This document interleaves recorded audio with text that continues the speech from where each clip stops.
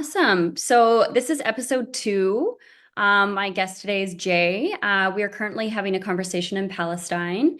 Um, yeah, it's been a very long time, and it feels like seeing you grow, develop, and build your portfolio and what you're doing and the impact that you're making. It's amazing to see. Um, but yeah, would you be able to give me a background of your work, where you are now, and what brought you there?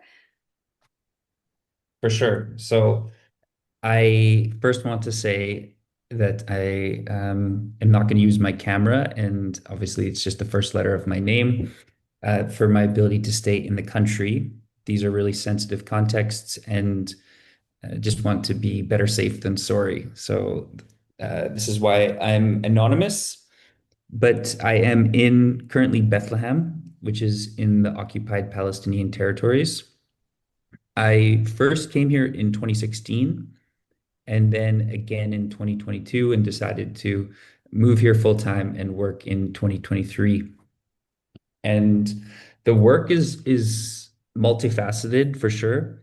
I work as a research fellow with a nonprofit based in Jerusalem, and this group focuses on reconciliation, on bringing Palestinians and Israelis together to work through reconciliation process, and we can get more into the details on that.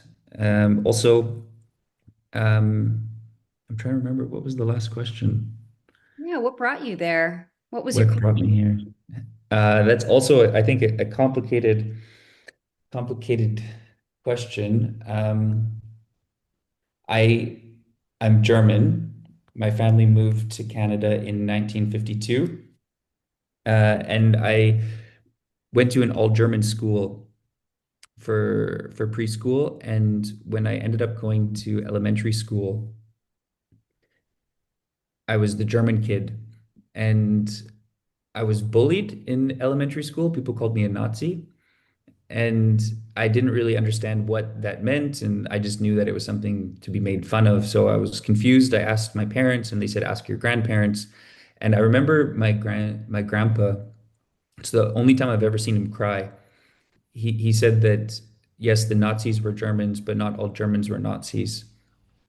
And this introduced me into an area where I was quite curious of what happened during the Holocaust, researching about just the horrific genocide, over 6 million Jews throughout Poland and Ukraine and Germany killed, and wrestling with what reconciliation looked like for a German within a Jewish context. And this brought me down a deep rabbit hole on to what was Zionism, what was the state of Israel, and it was initially a curiosity to come and see as part of my own reconciliation process with survivors of the Holocaust. And once I came here, I started to see the injustice that was happening, and that the narrative that I had been told regarding the formation of the state of Israel was not entirely true. And I started to see that the Palestinian people were paying Germany's debt, and felt this deep sense of obligation to participate in the call for justice. And I think that this is something that once you come and see here, you can't turn away. It's so obvious how wrong this is, how great the injustice has been towards the Palestinian people, that I'll be dedicating the rest of my life to the work here, whether I'm in the country or outside involved in activism. It has to be done. That's absolutely incredible. And I had no idea of your lineage. I too am German, and my family immigrated in the 50s as well. Um, and, spiritual expression and through, getting accustomed to living in Canada. It's a very long story, which we won't get into, but absolutely incredible how deeply rooted it is within you and this calling to support and help. And obviously how intricate it is based in Palestine and what's been ongoing for generations. Um, it was very captivating for me listening to you several weeks ago. Jay had done a webinar and was discussing everything that was going on there. And because I was called to Ukraine when the war broke out in 2022, I felt quite I don't want to say numb, but I felt quite focused heavily on the current state of Ukraine, that I felt very uneducated in what was happening in Palestine, between Palestine and Israel.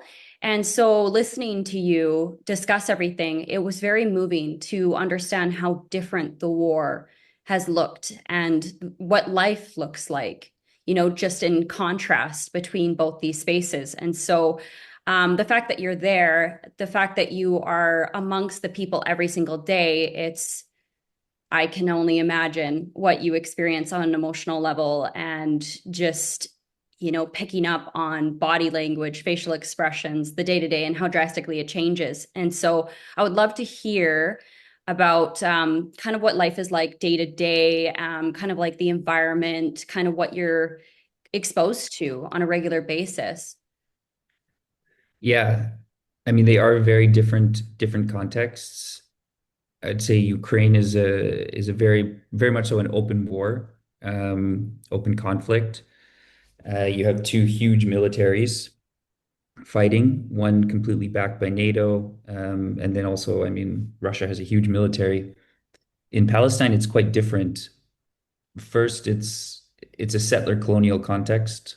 You have the dispossession of the native, and Israel is one of the most advanced militaries on the planet. They're backed fully by the US unconditionally, and Palestine has very little support.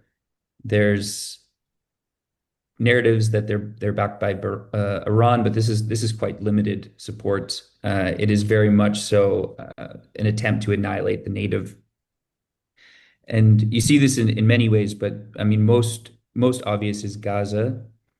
But my daily life is intense. I mean, I live right beside a 9 meter tall border wall that separates Bethlehem from Jerusalem.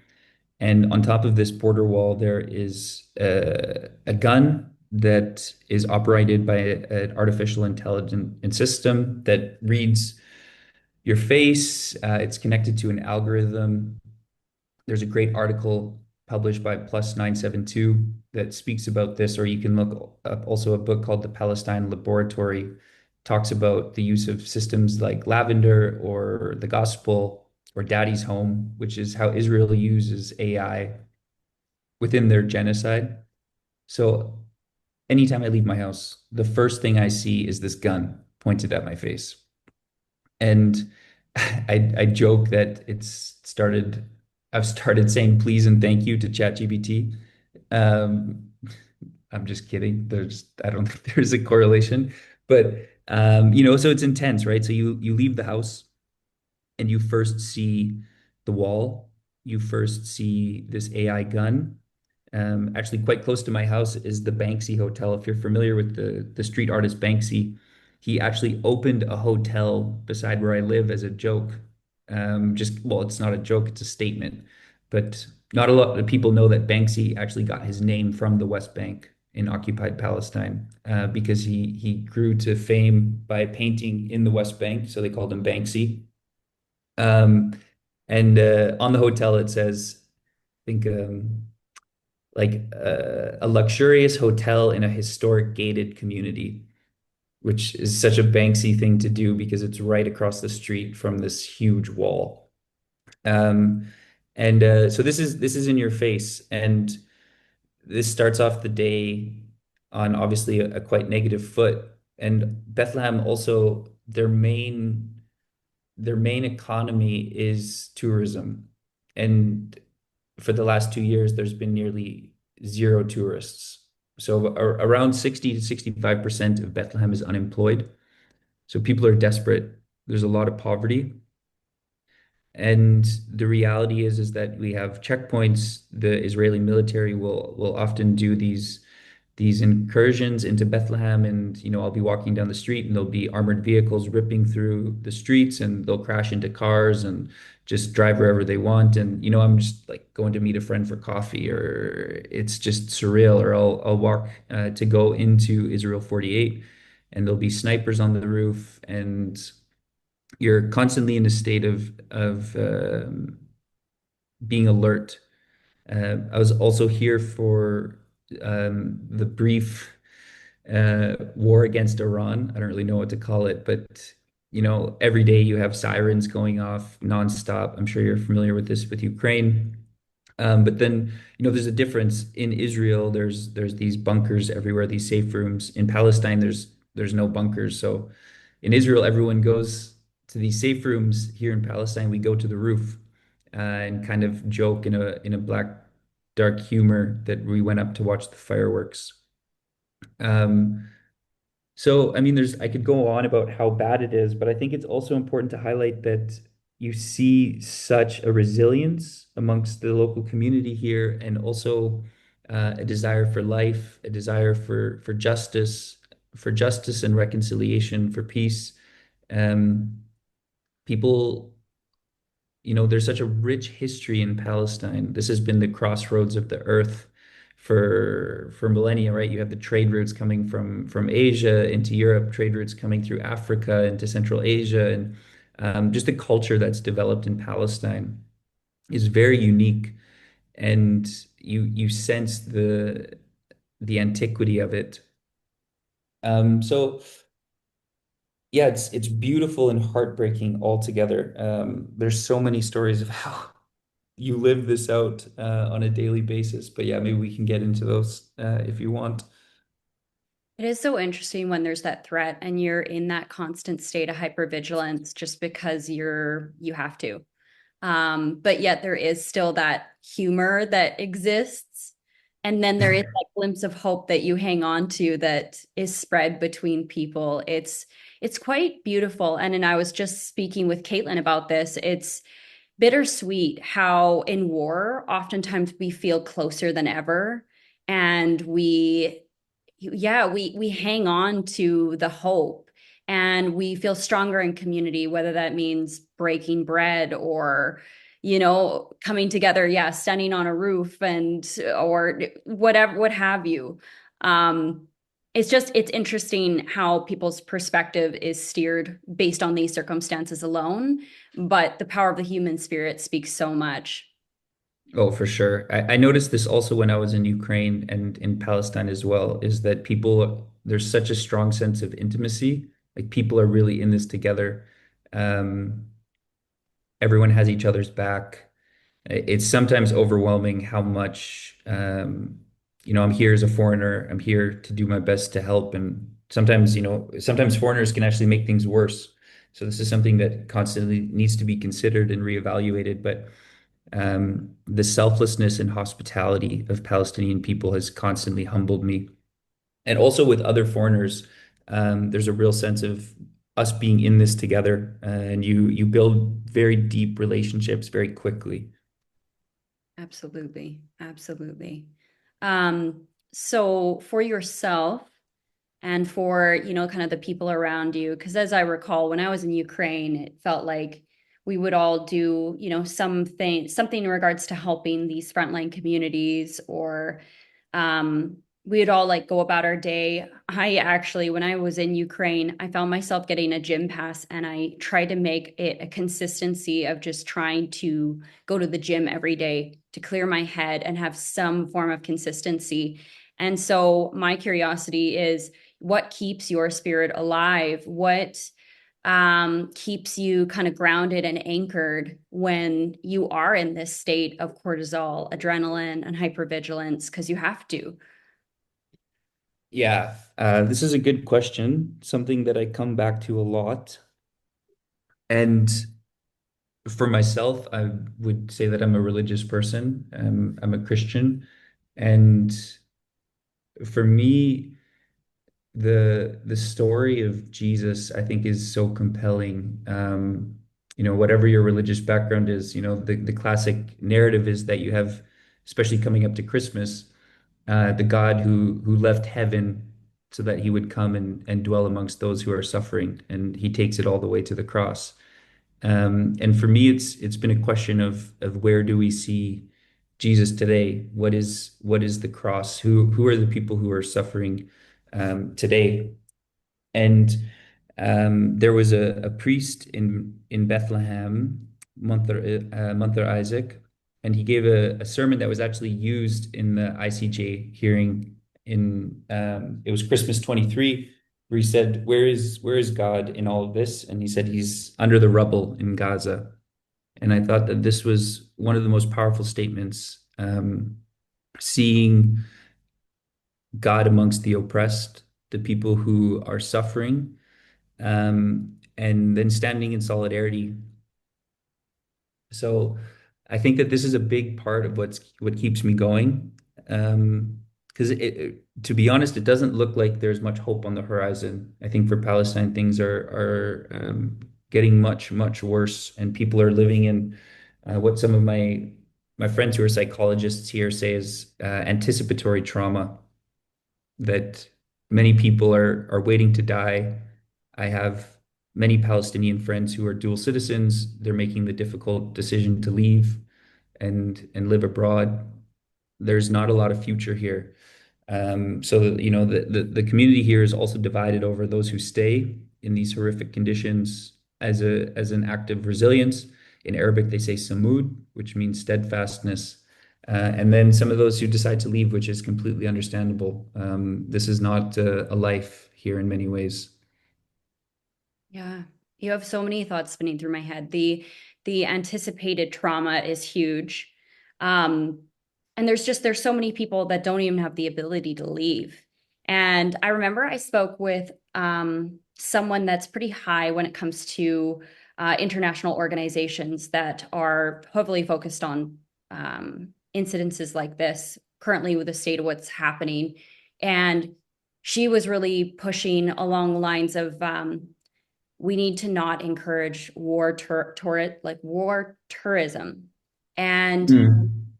when I think about someone like you or I that, has our heart very invested in supporting people, you know, I even had a conversation with someone yesterday and we were discussing how like the strongest altered state of consciousness is love. And, there's so much scientific evidence that when people are in this space of love and care, it creates like a frequency around you. You actually have a bubble. And so I think that when there's people that actually have, whether it's a spiritual expression or they're just embodying that of care, you are stronger in numbers. And it does um, it keeps the spirits high between the people. It makes people feel less alone, knowing that you're continuing to stay despite the current state of everything and the uncertainty of it all. Yeah, sometimes there's no other choice. Palestine has a very rich history, and people they just can't leave. I mean, some people literally can't leave, but some people it's in their heart. They would rather die here than leave. Um, but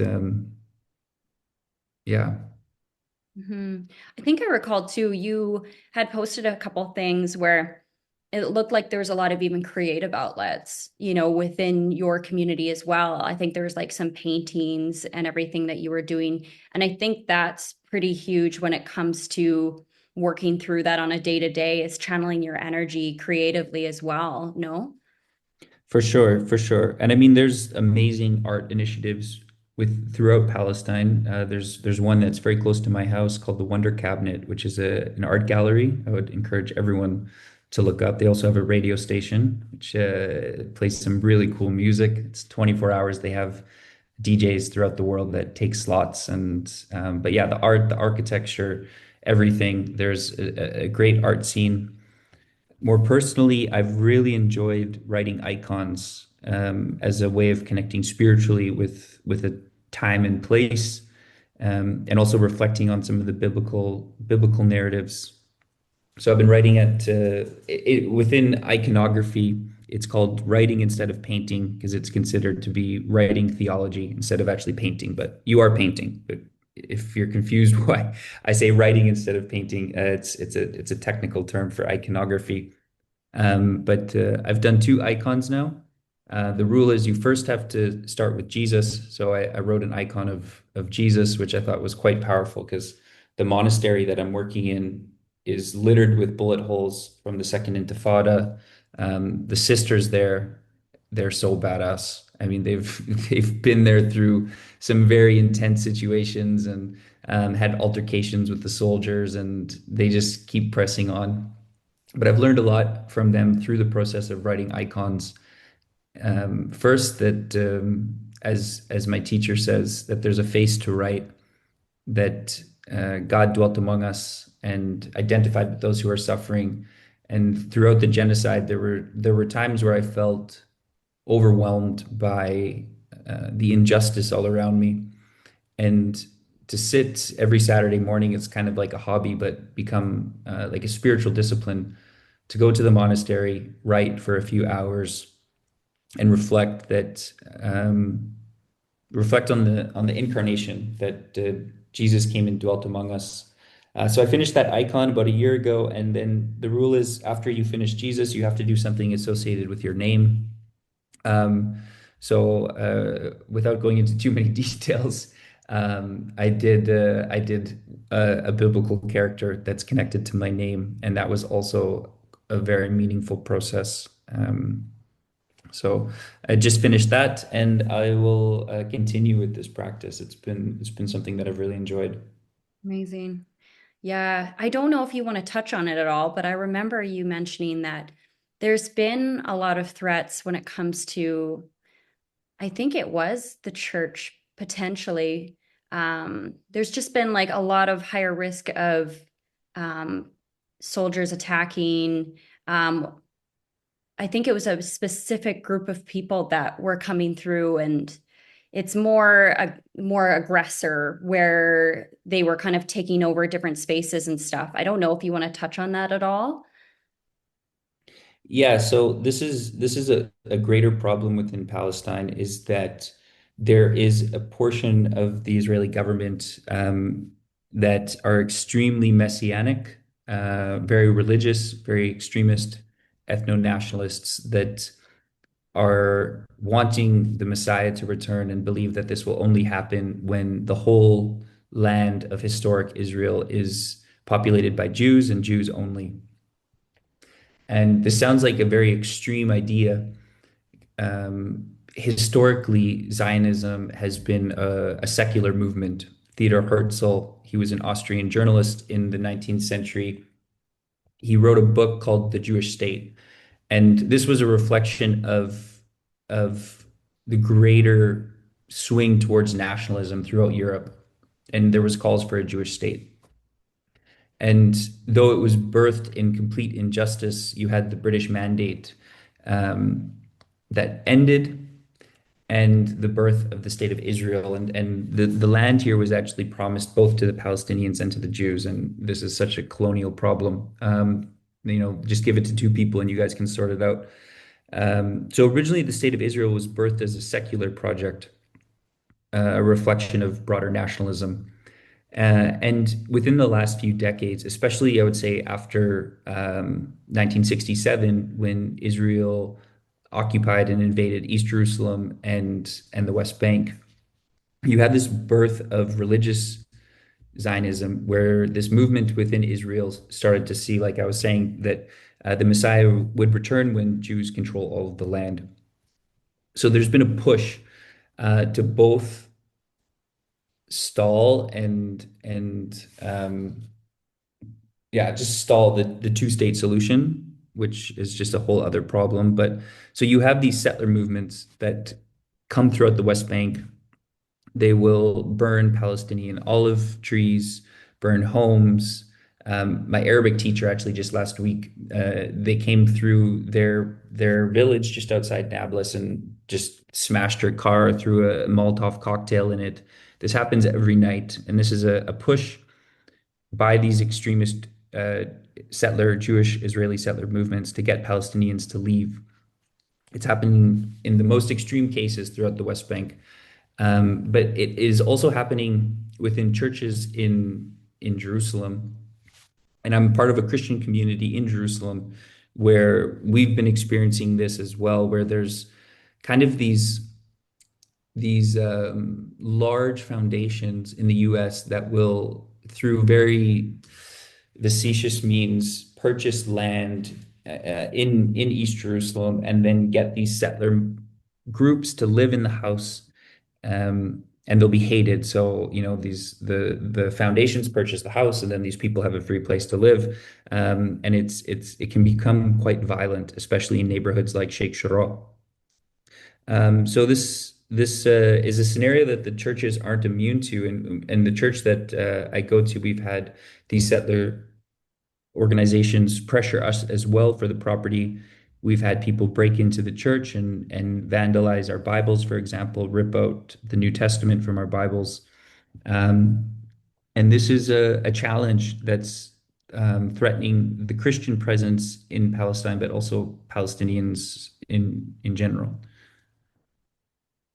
Yeah, it was very interesting to hear you discuss that and how it's ever changing. And it's just another one of those things that are in the back of your head that is just the level of complexity of where you are is very humbling and very informative. It gives a lot of perspective, at least for myself, living back home in the West, and not to take for granted what we have here. Yeah. But obviously not to forget what is happening there currently. Um, may I ask you kind of what your guiding star is, um, that you feel we all could consider being human beings here, what you've learned since you've been there? Um, I mean, I touched on this a little bit. It really does come back to my faith, and this is a definitely a guiding star is following the God who identifies with the oppressed. And we have such I'd say, a warped view of what Christianity is in the West. It's become the religion of the empire or the religion of the powerful, and for me, this is a distortion. And so following a God who identifies with the oppressed, and this is something that guides me as a religious person, but I think that this goes broader into our own humanity, that are we willing to see the divine in the other, specifically those who suffer, those on the margins, the immigrant, the stranger, the widow, the orphan, and are we willing to put ourselves on the line for them? And I think that this is something that can guide all of us as humanity, especially in times that are so polarized and toxic, to be able to see the humanity in the other. Absolutely. Absolutely. Um, is there any way that people can learn more about your work and support what you're doing? Um, yes, I've been very candid here and said some things that might get me in trouble. And I don't want to get the organizations that I work for in trouble. We've already received many death threats. So, You can leave that out. um, Yeah, out of respect. Yeah, I think it actually, I don't want to get them in trouble. People are very, very careful about what they say. So, I think I appreciate those who would want to support, but just for the organization's longevity, I think it's better if that is disseminated through other means. no problem. Yeah, to be to be considered down the line. But yeah, Yes. no, completely understand. It's definitely one of those things that we wouldn't want to put anyone in harm's way. Do you have any other future projects that you would like to share? Anything new on the horizon that is worth sharing before we finish? Um, Yeah, I mean, this again isn't going to be so helpful to the listeners and viewers, but I'm working as a research fellow with a Palestinian scholar, and we'll have a great book coming out probably in 2026. And also the work that we're continuing to do in Gaza. Just received another grant for aid and food distribution in Gaza City, and this is something that I'm really looking forward to yeah, seeing help those who are suffering the most right now. Absolutely. Yeah, there's nothing more powerful than giving from the hand, and the fact that there is some resources to help that you can actually make that happen and have a direct impact on people. That's absolutely incredible. But yeah, no, I just want to thank you for your time. Yeah, and I have to say, I hope one day you can share your photos and your work and your portfolio because everything that you've built is incredible. And it, to me, when I look at your photos, they are, um, why am I drawing a blank right now? They're definitely worth being professionally published and shared at exhibits to really talk about our history and what's happening. And to me, they feel like they are at a National Geographic level. So definitely Oh, stop what you're doing. that's good. Yeah. I think I'm just at the right place at the right time, or the wrong place at the right time. I don't know. Yeah. And I think what's amazing too is where you are is these images can't be duplicated. Like this is history in the making, and the fact that you are capturing it and it comes from such a place of integrity and care for people. I think that wherever it leads, it's going to have such a huge impact. Inshallah, as they say, if God wills it. Absolutely. Yeah. Thank you. Yeah, thank you for your curiosity and for bringing light to this. Really, it means a lot. This is a situation I think that could really benefit from having more clarity from it. So I just appreciate you taking the time to ask these questions and really asking from the heart. It really means a lot, and hopefully one day we will live in a world where these conversations aren't necessary. Absolutely. Yeah. And I hope we can follow up again at a later point. For sure.